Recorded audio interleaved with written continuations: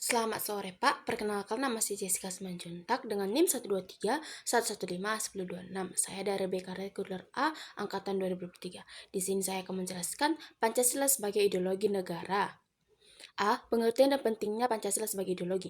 Istilah ideologi berasal dari kata idea dan logos. Idea berarti gagasan, konsep, pengertian dasar, ide-ide dasar, cita-cita. Kata idea berasal dari bahasa Yunani, yaitu eidios, yang berarti bentuk, atau ein, yang berarti melihat. Idea dapat diartikan sebagai cita-cita, yaitu cita-cita yang bersifat tetap dan akan dicapai dalam kehidupan nyata. Sedangkan logos berarti ilmu. Secara harfiah, ideologi berarti ilmu pengetahuan tentang ide-ide atau the science of ideas, atau ajaran tentang pengertian-pengertian dasar. Istilah ideologi pertama kali dilontarkan oleh seorang filsuf Perancis, yaitu Antoine de Tracy pada tahun 1796 sewaktu revolusi Perancis tengah menggelora. Tracy menggunakan istilah ideologi guna menyebut suatu studi tentang asal mula, hakikat, dan perkembangan ide-ide manusia, atau yang sudah dikenal dengan Science of Ideas. Gagasan ini diharapkan dapat membawa perubahan institusional dalam masyarakat Prancis. Namun, Napoleon mencemoohnya sebagai suatu khayalan yang tidak memiliki nilai praktis. Menurut Soegita dan kawan-kawan tahun 2003, beberapa karakteristik suatu ideologi antara lain yang pertama, ideologi seringkali muncul dan berkembang dalam situasi kritis. Kedua, ideologi merupakan pola pemikiran yang sistematis. Ketiga, ideologi mempunyai ruang lingkup jangkauan yang luas namun beragam. Keempat, ideologi mencakup beberapa strata pemikiran dan panutan. B. Fungsi ideologi. Fungsi ideologi adalah untuk menetralkan status quo dan untuk menampilkan kondisi-kondisi sosial yang berlaku saat itu sebagai ciri yang tak dapat hilang dari sifat manusia. Ideologi memberikan dukungan untuk kekuasaan kelas dengan membujuk kelas-kelas yang tertindas untuk menerima gambaran realitas yang menjadikan keadaan subordinasi mereka sebagai hal yang alami. Sebaliknya, ideologi dapat pula digunakan oleh pihak lainnya atau pihak pemberontak, pihak oposisi, atau pihak reformasi guna menyalahkan pemerintahan, menyerang kebijakan pemerintah, sampai kepada usaha mengubah status quo. Umumnya, pihak yang menentang pemerintahan menggunakan ideologi tertentu atau alasan ideologi seperti atas nama rakyat, demi kepentingan rakyat, dan perjuangan pihak yang tertindas. Selanjutnya, dijelaskan oleh Sugito dan kawan-kawan pada tahun 2003 bahwa ideologi juga bisa memainkan fungsinya dalam mengatur hubungan antar manusia dan masyarakat. Setiap kehidupan masyarakat pasti mengharapkan setiap anggotanya dapat terlibat dan tercakup di dalamnya. Dengan demikian, fungsi-fungsi ideologi dapat dirumuskan sebagai berikut. Yang pertama, etika bagi pelaksanaan kekuasaan atau kewenangan negara. Kedua, dasar bagi persatuan dan kesatuan bangsa. Ketiga, asas yang harus ditaati dan dipatuhi dalam pelaksanaan pemerintahan serta hubungan-hubungan antara yang memerintah dengan yang diperintah. Yang keempat, penegasan bagi fungsi negara yang emban oleh pemerintah. Dan terakhir yaitu pedoman bagi pilihan kebijakan dan kegiatan politik. C. Macam-macam ideologi. Ada beberapa macam ideologi yang berkembang di dunia saat ini, di antaranya ideologi fasisme, liberalisme, sosialisme, komunisme, ideologi Islam, termasuk ideologi negara kita, yaitu ideologi Pancasila. Untuk membandingkan ideologi Pancasila dengan ideologi besar di dunia, yang lain dapat menggunakan tolak ukur dari aspek politik hukum, ekonomi, agama, pandangan terhadap individu dan masyarakat, dan ciri khas.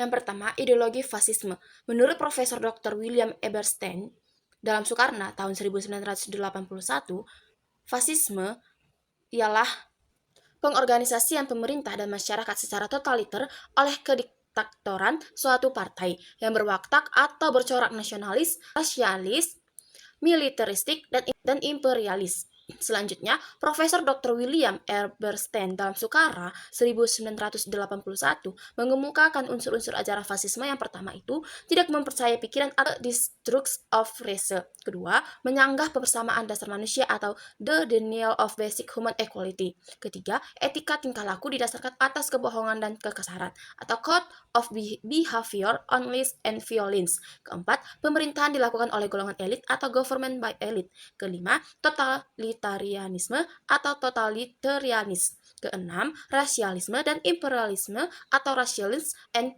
imperialism. Dan yang terakhir yaitu oposisi terhadap hukum dan ketertiban internasional atau opposition to international law and order.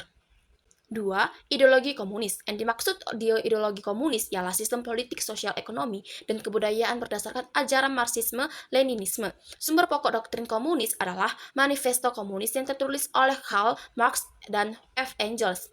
Ajaran Lenin merupakan penerapan operasional dan penambahan terhadap ajaran-ajaran Marx dan Engels. Dengan demikian, Marxisme-Leninisme merupakan sumber pokok teoritis bagi pelaksanaan tujuan negara dan partai komunis di dunia. Ajaran-ajaran Stalin, Mao Tse-tung, dan Tito adalah pelaksanaan ajaran-ajaran Marxisme-Leninisme dan mempunyai pengaruh yang besar pula. Ketiga, ideologi liberal. Secara etimologis, liberal berasal dari kata liber, bahasa Latin yang berarti free. Selanjutnya, liberal berarti tidak dibatasi atau tidak terikat oleh ajaran-ajaran yang telah ada dalam filsafat, politik atau agama, atau bebas dalam pendapat. Liberalisme menurut Husserl dan Stevenson dalam Sukarna 1981 bersumber dalam politik kepada teori John Locke pada tahun 1632 sampai 1704 yang mengemukakan bahwa manusia itu diberi oleh alam hak-hak tertentu. 4. Ideologi Islam. Ideologi adalah suatu sistem politik, sosial, ekonomi, dan kebudayaan berdasarkan kepada hasil pemikiran manusia sendiri. Maka dapat dikatakan bahwa Islam itu bukan ideologi hanya karena agama Islam berdasarkan Al-Quran yakni wahyu Allah. Hanya dapat dikatakan bahwa dalam Islam terkandung adanya unsur-unsur untuk dijadikan bahan dalam ideologi. Pokok-pokok ideologi dalam Islam menurut Sukarna 1981 adalah: yang pertama itu percaya kepada hanya satu Tuhan, kedua persatuan dan kesatuan, ketiga musyawarah dan mufakat, keempat memegang persamaan dasar manusia, kelima etika tingkah laku didasarkan oleh atas kerjasama, keenam memegang atau menegakkan keadilan. Yang kelima, ideologi Pancasila. Pancasila sebagai dasar negara dan pandangan hidup sekaligus juga sebagai ideologi negara, sebagaimana setiap ideologi memiliki konsep mengenai wujud masyarakat yang dicita-citakan. Begitu juga dengan ideologi Pancasila. Pancasila sebagai ideologi negara membawakan nilai-nilai tertentu yang digali dari realitas sosio-budaya bagi bangsa Indonesia. Oleh karena itu, maka ideologi Pancasila membawa kekhasan tertentu yang membedakannya dengan ideologi lain. Kekhasan itu adalah keyakinan adanya Tuhan Yang Maha Esa yang membawa konsekuensi keimanan dan ketakwaan terhadap Tuhan Yang Maha Esa. D. Perbandingan ideologi Pancasila dengan paham ideologi besar lainnya di dunia. Adapun perbandingan ideologi Pancasila dengan ideologi lainnya yaitu politik hukum. Dalam liberalismenya, demokrasi liberal, hukum untuk melindungi individu, dalam politik mementingkan individu. Sedangkan di komunismenya, demokrasi rakyat, berkuasa mutlak satu parpol, hukum untuk melangkangkan komunis. Sedangkan di sosialismenya, demokrasi untuk kolektivitas, diutamakan kebersamaan, masyarakat sama dengan negara. Dan dalam Pancasilanya itu, demokrasi Pancasila secara umum untuk menjunjung tinggi keadilan, keberadaan individu dan masyarakat. Di bidang ekonomi, peran negara kecil, dominasi swasta, kapitalisme, monopoli, persaingan bebas. Peran negara dominan, demi kolektivitas berarti demi negara. Monopoli negara. Peran negara ada untuk pemerataan, keadilan distributif yang diutamakan. Peran negara ada untuk tidak terjadi monopoli dan lain-lain yang merugikan rakyat. Pelaku ekonomi yaitu BUMN atau negara, koperasi atau rakyat, swasta atau individu. Agama urusan pribadi, bebas beragama, bebas memilih agama, bebas tidak beragama. Agama candu masyarakat, agama harus dijauhkan dari masyarakat, dan ateis. Agama harus mendorong berkembangnya kebersamaan. Bebas memilih salah satu agama harus menjiwai kehidupan bermasyarakat, berbangsa, dan beragama. Di bidang pandangan terhadap individu dan masyarakat, individu lebih penting dari masyarakat diabdikan bagi individu tidak penting, masyarakat tidak penting, kolektivitas yang dibentuk negara lebih penting. Masyarakat lebih penting dari individu. Individu diakui keberadaannya, masyarakat diakui keberadaannya. Hubungan individu dengan masyarakat dilandasi 3S yaitu serasi, selaras, dan seimbang. Masyarakat ada karena ada individu. Individu akan mempunyai arti apabila hidup di tengah masyarakat. Pentingnya ideologi Pancasila di tengah ideologi lainnya. Nilai yang terkandung dalam Pancasila sebagai pandangan hidup yang telah disusun secara sistematik dan diterapkan sebagai dasar kehidupan seluruh komponen masyarakat atau bangsa, maka akan terciptalah ideologi masyarakat atau ideologi bangsa negara Indonesia yang kuat dari rongrongan, ancaman, dan serangan musuh ideologi negara lain. Undang-Undang Negara Republik Indonesia Undang-Undang Dasar Negara Republik Indonesia tahun 1945 mengamanatkan bahwa setiap warga negara berhak dan wajib ikut serta dalam usaha pembelahan negara.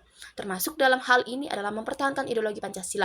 Upaya-upaya itu dapat dilakukan antara lain yang pertama, menumbuhkan kesadaran untuk melaksanakan nilai-nilai luhur Pancasila, kedua, melaksanakan ideologi Pancasila secara konsisten, ketiga, menempatkan Pancasila sebagai sumber hukum dalam pembuatan peraturan perundangan nasional, keempat, menempatkan Pancasila sebagai moral dan kepribadian bangsa Indonesia. Pentingnya Pancasila sebagai ideologi negara bagi mahasiswa adalah untuk memperlihatkan para ideologi sebagai penuntun moral dalam kehidupan bermasyarakat, berbangsa, dan bernegara, sehingga ancaman berupa penyalahgunaan narkoba, terorisme, dan korupsi dapat dicegah. Di samping itu, Pancasila sebagai ideologi negara pada hakikatnya mengandung dimensi realitas, idealitas, dan fleksibilitas yang memuat nilai-nilai dasar, cita-cita, dan keterbukaan sehingga mahasiswa mampu menerima kedudukan Pancasila secara akademis. Sekian dapat saya jelaskan, saya ucapkan terima kasih.